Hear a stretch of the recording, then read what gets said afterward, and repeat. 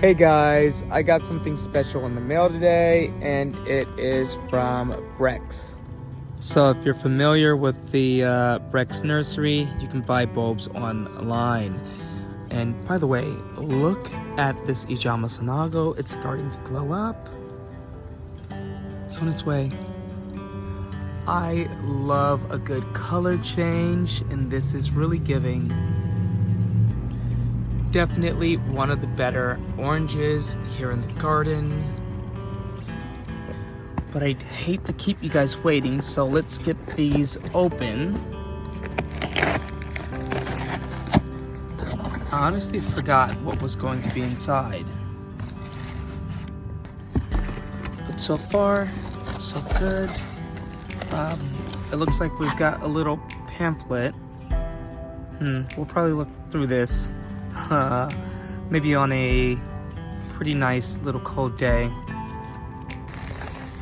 So the first set of bulbs are going to be the Star of Holland. Now these are a blue Scylla. I got them because they were kind of a bit more of a lighter blue. Hopefully they actually look that way, at least the way that they have them on top of the picture. I do see what looks like a little bit of growth coming from some of the bulbs. At least from what I'm seeing, they look a little bit on the healthy side. But we'll never know unless we pull them all the way out. By the way, Mirai is just here just to spectate the bulbs and make sure they're of good quality. The next set of bulbs that we have here, these are Trillium, and it looks like they got them packed in some sort of soil. These are the Toad Trillium or Trillium sessile. They're gonna have kind of a red-ish flower.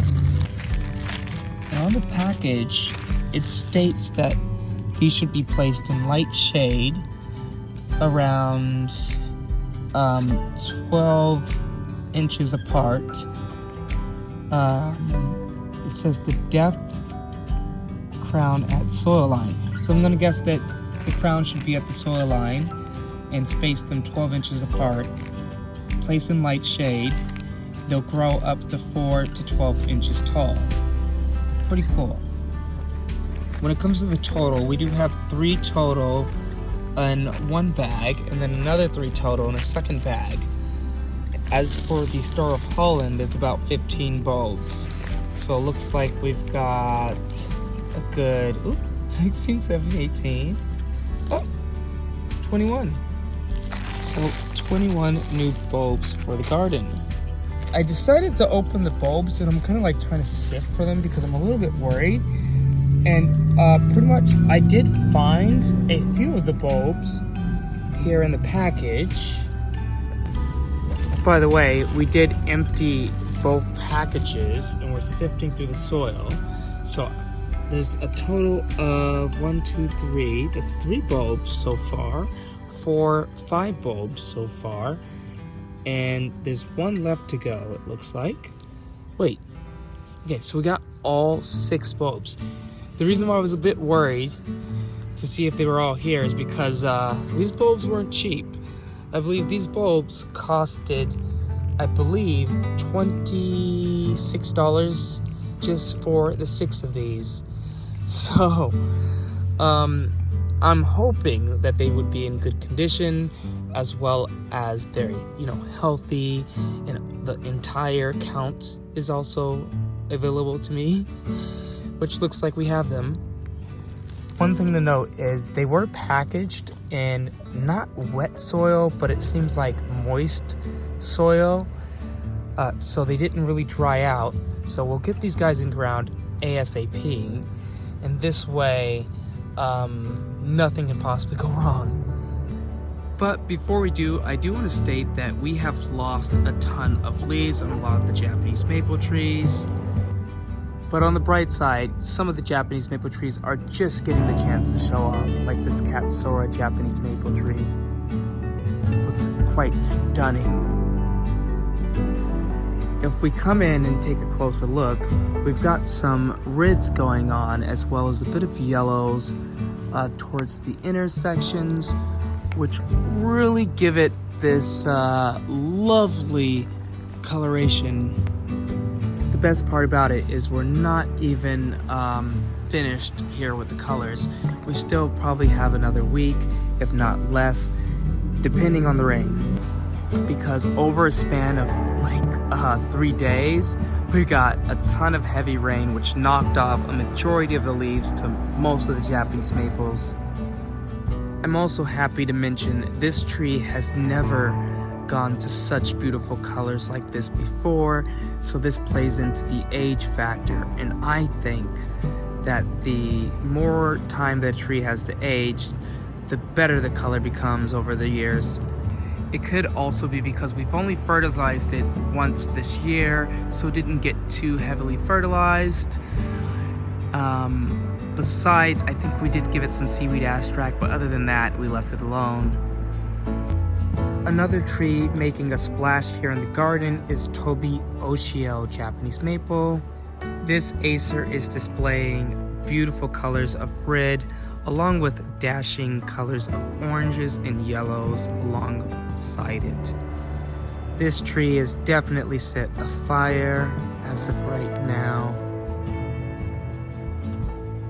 And if we come in closer and kind of look up a bit or pan around, you can see it gives off a little bit of an orange color. I love that, and I can't wait for this to be a little bit taller. Tobi Oshio is kind of a slow grower, but the one I have here is at least 7 foot tall. Then we have one of my Osakazukis, which looks a little bit more on the orange side. Very strange. I wonder if it's not even a Osakazuki. This one always throws me off. So unlike its siblings, it goes a little bit more towards the orange hue, and this happens pretty much every year. It's a bit strange. Lovely sets of leaves, but I will show you what an Osakazuki looks like, or two of the others. They don't look like this at all. So these are the colors that I was expecting of my other Osakazuki, but it's never really changed to that color. It was listed as in Osakazuki when I got it from the nursery, but it's never displayed Osakazuki coloration, which kind of throws me off a bit. Not sure if it's the location, although they're all in the same garden, but they all get full sun as well. You can see this one's brightening up to a lovely scarlet red. Most definitely, no doubt about it, this is an Osakazuki, but the other, I'm not too sure. Or maybe it's just the regular Osakazuki that does that, because we have a original Osakazuki. The one that we just previously came from was an Okame Osakazuki. We're looking at the original. This is the third variety of Osakazuki we have here in the garden, but still, it's a lot more red than the first one I showed you guys, which kind of throws me off, and this will get a lot more red as the season progresses. It's definitely got that scarlet look to it.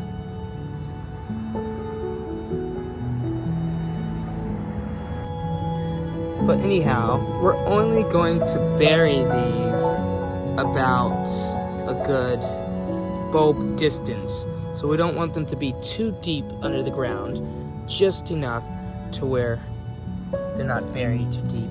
I also put the pointy side up, and we'll just cover these up. This is also in a shaded area right beneath the Japanese maple tree, so this should be protected from the afternoon sun. These are also native to the US, so I'm gonna assume they'll do well here. The instructions also said to place these guys around 13 inches apart. We're going further than that, so we should be good. Luckily, it's not too much of a hassle to do this. Again, placing these just around the same depth of the bulb, so not too deep. It is a rhizome. It will spread by rhizome, and they do flower with one flower per bulb. So if they produce seeds, leave them be. If they're a flower, leave them be. Do not cut these, do not remove these. They will take forever just to populate the area. So I decided to plant the Star of Holland in this area here. By the way, I'm just finding out about this little shovel here. This thing works really good too for getting those holes exactly the size you want them. So it's actually got measurements on it, like 1 to 4 inches. Gosh, let me get some of that dirt off so you can see it all. But yeah, it's numbered from 1 inch all the way up to about 4 inches. It's so cool. I'm pretty sure it goes up to around 6 inches if you go up to the top of the shovel. But we got the bulbs in. They'll come up during the spring month. I can't wait to see them. I'm not gonna lie, there's a time and a place for Hori Hori knife. Don't get me wrong, I love the Hori Hori knife, but this thing right here, oh my word, look at this. Scoop, take it out. Scoop, take it out. Measure your height, see where you're at. It's around 4 inches deep. That's perfect. Let me scoop some of that dirt out so I can put the bulb down there. But yeah, it's 4 inches deep, around there. We'll push the bulb in and call it good. Well, actually, we can't forget the bulb tone, or is it bulb tone? Yeah, bulb tone. And then put the bulb inside the bulb. And that's how we do it. That'll do it. I found myself very interested in Coreopsis, which this is what we're looking at currently, as well as witch alder, or otherwise known as Fothergilla. These are so pretty. They have lovely fall color. Now, if you were watching my videos, you'll probably know that we picked up a few of these through mail order and we potted them up. The one you see here is Legend of the Small, so it's a small variety of Fothergilla. Let's see how tall it gets. It says around 2 to 2.5 foot tall and about 2 to 3.5 foot wide. So that's relatively a nice size for these two. Or at least if you're wanting something in a small range. But they also sell larger varieties. This one is one that gets around 5 to 6 foot tall and just about the same width. This is Legend of the Fall. So again, Legend of the Fall, and we have Legend of the Small. We already have a few of these Oriums or Coreopsis placed in ground. As you can see, there's one here going to fall colors. Then over here, you can see Mount Airy. This is another Fothergilla. It's one that's in ground currently. Super lovely fall colors. We also have one here as well, going to fall colors. This one's taking a bit longer. It has been established in ground where the other is not. So this, I do expect quite some amount of flowers on next year. The other ones, not so much. I love it, and I think that's all that's really important. Okay, so it's gotten pretty dark. By the way, say hello to Boots. I was showing you guys the Fothergilla because I have a special variety that I ordered. I believe it's called Blue Shadow. It's a really nice variety. You'll probably see it next week. And other than that, I do want to show you guys some photos that I took while I was at a Japanese maple garden, or Japanese garden period. I went to one in Seattle. It was like kind of close to downtownish. And then I went to the Kabuto garden also, which is also in Seattle. But I believe that's closer to Skyway. So the first photo you're seeing is probably that of an Osakazuki. I got a few photos of what I believe to be Osakazuki. It was glowing this vibrant red color, and I absolutely loved it. So the next photo, okay, besides the other two, we have an orange one here, and I'm gonna consider this to possibly be Hogyoku. It wasn't labeled, so it's hard to tell exactly what it was. We also got like 3 photos of that for you to see as well. Vibrant orange, honestly. Okay, this next photo, this is the ginkgo leaves. So I went and I saw like a couple different ginkgos. There was like a few at Kubota Garden, but this photo is taken at the Seattle Garden, or Seattle Japanese Garden, and the floor was littered with ginkgo leaves. I got 2 photos, really detailed. It was like an ocean of just yellow. I loved it. Okay, this photo right here, this is one that I just took a picture of this statuary that had moss on it. I love moss, and I want to include more moss into my garden. So seeing this really inspired me, and I'm looking up ways to add moss to some of the statuary here in my little garden. This next photo, I don't know what this statuary is, but it's just this little hole. I found it, and I was like, you know what, it'd be interesting to get a shot of this. But while I was doing that, apparently someone came by and they snapped a photo of me, and the lady, she walked up to me and said, "You look like you were enjoying your time here." So I took a photo of you, and she sent it to me. Oh, on my way out, I saw these lovely dogs.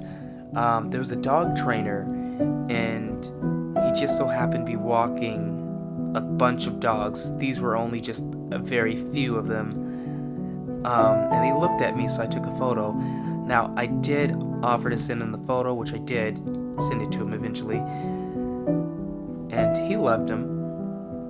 Now, this next photo, I just saw like this mother and daughter. They were across the way, and I saw this lovely yellow tree. I believe it was a Koto no Ito, possibly. I could be wrong. And then the last photo, this is one that I really, really want.